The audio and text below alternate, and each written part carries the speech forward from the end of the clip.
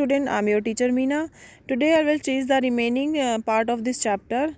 In this chapter we discuss about the main parts of this chapter. Let me start it with the new topic. The topic is the pace of industrialization change. Okay student, हमने other video में पढ़ा था कि industrialisation में क्या क्या changes हुए. हमने 2 फोटोग्राफ कर अच्छे से रीड किया था, क्या उसमें शो किया था, कैसे हम पास से फ्यूचर की तरफ जाते हैं. ओके, अब हम पढ़ेंगे the pace of industrialization changes. Okay, now rapid how the process of industrialization, कैसे इंडस्ट्रियलाइजेशन इंक्रीज हुई, क्या क्या चेंजेस हुए, इसके बारे में हम पढ़ेंगे. फर्स्ट है the most dynamic industry in Britain were clearly of the cotton. Okay student, जो डायनामिक कंट्री थी first is cotton and metals. Okay, cotton is related to the mainly of industry of clothes and the metals are related to the railway products. Okay, आप इस paragraph को पढ़ोगे तो इसमें यही content निकलता है कि जो हमारी फर्स्ट इंडस्ट्री थी, डायनेमिक चेंजेस आए मेनली कॉटन में और मेटल्स में. Okay, with the experience of the railway England from the 1840 the colonies of the 1860 the demand of the iron steel increase. Reason क्या था? रेलवे फैक्टर का increase होना. Okay, second क्या था? New industry could not easily display traditional industry. Okay student, अब new industry new development तो हो रही थी, पर वो जो हमारे ट्रेडिशनल इंडस्ट्री थी, प्रोटो इंडस्ट्री थी, को वो क्या रिप्लेस नहीं कर पाई, क्योंकि इसके बहुत सारे रीजंस है. Okay, let me start it. Even at the end of the 19th century, 20% of the worker was employed technically advanced industry. Textiles of the dynamic sector, but a large portion of outputs of production within the factory, the outside within the domestic units. Okay, students, जितना भी international market में जो industry worker जो product develop हो रहा था, वो mainly किससे हो रहा था?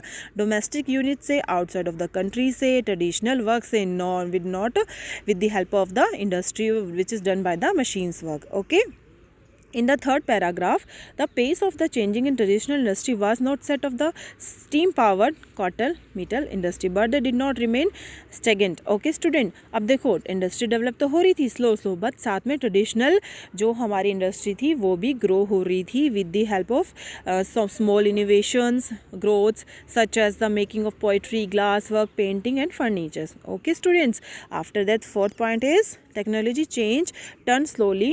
They do not spread directly across the industry landscape. New technology was expensive. Merchants industry was cautious about it. Okay student, technology थी बहुत न्यू थी, स्लो डेवलपमेंट थी, तो लोग हेजिटेट करते थे इसको यूज़ करने में क्योंकि बहुत एक्सपेंसिव थी.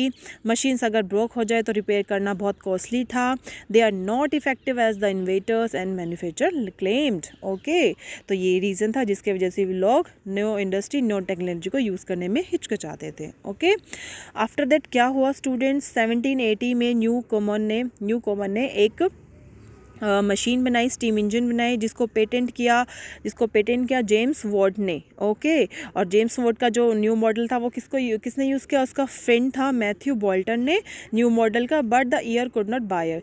Eight the beginning of the 19th century there was the no more than 321 steam engine बनाए गए, जिसमें से 80 use in cotton industry and 9 in woollen industry, और रेस्ट कहाँ यूज़ हुए? Mainly the mining and canals works. Okay student, इस passage को अच्छे से रीड करना है, इसी में इतना है. Now we discuss about the hand labour and steam power. अब इस अगेन हम जो पैराग्राफ है इसमें डिस्कस करेंगे कि जो हैंड लेबर का वर्क कैसा था, स्टीम पावर का वर्क कैसा था. अब देखो बच्चों, पिक्चर में शो हो रहा है people on the moving on the search for the work, illustration by the London news. Okay, वहाँ पे लोग क्या थे? लोग बहुत पुअर थे, तो सीजनल वर्क था. जब सीजनल वर्क को ढूंढने के लिए एक जगह से दूसरी जगह मिली सिटीज़ की तरफ मूव करते थे for the seeking of job. Okay, in Victorian Britain, there was no shortage of the human labor.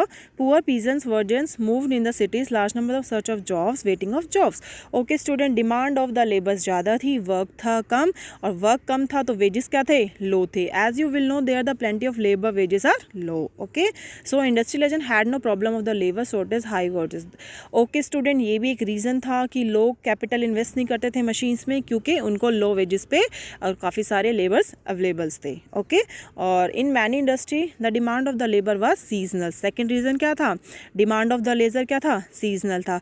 कुछ वर्क कोल्ड सीजन में मेनली होता था गैस का ब्रीवर्स. अब बेटा ब्रीवर्स वर्ड था the collections of the drinkers, जैसे अल्कोहल, जस्ट लाइक ए, वो उनका वर्क कैसा होता था? कोल्ड में. और क्रिसमस में जो वर्क होता था बुक माइंडिंग का, पेंटिंग का, क्राफ्टिंग का, वो दिसंबर में होता था. Same as it is water fronts और शिप्स का था, उसमें जो चेंजेस होते थे वो भी सीजनल होता था। तो जितनी भी जो वर्क था वो सीजनल होने के कारण तो वर्कर्स को एक जगह से दूसरी जगह मूव होना पड़ता था। In such industries work produce fluctuate with the seasons. Industry usually refer the hand labour employ worker of the season. देखो, सीजनल वर्क होने के कारण ही लोग मशीन का यूज़ ना करके लेबर का यूज़ करते थे। लेबर्स ज़्यादा थे और मतलब लो वेजेस पे लोग मिल जाते थे। फर्स्ट रीज़न ये था। सेकंड क्या था बच्चों? सेकंड रीज़न ये था कि सीजनल वर्क के कारण लोग सिर्फ किसको प्रेफरेंस देते थे? लेबर्स को, ना कि मशीन्स को। Okay, the range of the production would be produce only in the hand labour. Okay, अब देखो वैरायटी ऑफ प्रोडक्शन किसके हेल्प से हो सकती थी? लेबर से। बट मशीन से क्या थी? यूनिफॉर्म प्रोडक्शन, वो एक ही टाइप की प्रोडक्शन करती थी। ये भी एक रीज़न था जिसकी वजह से लोगों ने क्या किया? मशीन को यूज़ ना करके लेबर का यूज़ किया हुआ।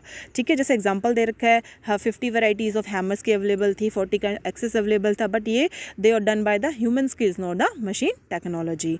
Okay, in Victorian Britain the upper case जो एरिस्टोक्रेट्स थे, अपर केस पीपल थे, बुजुवेगर्स थे, वो मेनली किसको प्रेफरेंस देते हैं? हैंड मेकिंग को। जो हैंड मेकिंग मटेरियल था बहुत फाइन था, आर्ट था, ब्यूटीफुल था।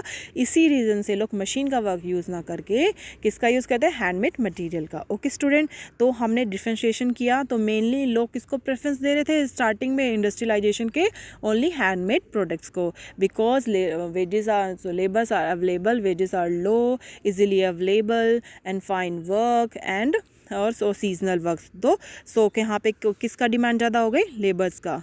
सो this was the case of 19th century America Britain however no problem hiring the humans and after that we discuss of the life of worker. Okay student, अब देखो life of worker, seasonal work था, वो job को एक से जगह से दूसरी जगह फाइंड करते थे, उनको वेजेस बहुत कम लिखते थे क्योंकि वर्क कम था, डिमांड ज़्यादा थी। तो देखो स्टूडेंट, अगर उनको प्रॉपर वर्क नहीं मिल रहा तो उनकी लाइफ कैसी हो सकती है? पुअर। ठीक है बेटा, इस पैसेज को पढ़ना, इसी में सिर्फ यही दिखा रखा है कि मेनली लोगों को जॉब किसकी हेल्प से मिलती थी? जिनके अगर रिलेशंस अच्छे हैं या फ्रेंडशिप अच्छी है तो उनके रिलेटिव्स उनको जॉब मिल जाती थी क्विकली। और but not everyone had the social connection, may job seekers have to wait weeks. Okay, इस आपको अच्छे से पढ़ना है। इसी में life of the worker represent किया हुआ है। और वो मेनली क्या करते थे? अपनी लाइफ को सर्वाइव करने के लिए, वर्क ढूंढने के लिए शेल्टर्स में रहते थे, नाइट रिफ्यूजीज़ में रहते थे और अपनी सीजनल वर्क का यूज़ वेट करते थे। उनको मिल जाता था ठीक था, नहीं तो वो कंट्री साइड मूव कर जाते थे। तो ये प्रोसेस चलता रहता था और उनकी जो ओवरऑल जो वर्कर्स की लाइफ थी बहुत ही हार्ड थी। ओके स्टूडेंट, इसी के एंडिंग में स्पिनिंग जेनिंग इंट्रोड्यूस हुई mainly for the woollen textile. और जो टेक्सटाइल थी, जो वुलन इंडस्ट्री थी, मेनली इसमें वुमेन वर्क करती थी। जैसे ही स्पिनिंग जेनिंग, अब देखो spinning jenny introduce by what? Spinning jenny introduce by the James harvest in 1764। This machine speeded up the spinning process, reduce the labour demand by the turning one single wheel a worker should and the motion of the number of the spindle spin several threads of that time। Okay student, जो spinning jenny थी जिसको James harvest ने device किया था 1764 में, too useful in the woollen industry. So इसने क्या किया? कुछ लेबर्स की जगह ले ली, जिसके वजह से मेनली कौन थी? वुमेंस। तो इसी चीज़ से नाराज़ होकर वुमेंस ने क्या किया? स्पिनिंग जेनिंग्स पे अटैक किया। Okay, this conflict over the industries of jenny conflict और लॉस्ट टाइम। ओके, तो ये मेन पॉइंट था, आपको इसको अच्छे से लर्न करना है, अंडरस्टैंड करना है। ओके स्टूडेंट, अब नेक्स्ट टॉपिक हम नेक्स्ट क्लास करेंगे। Take care.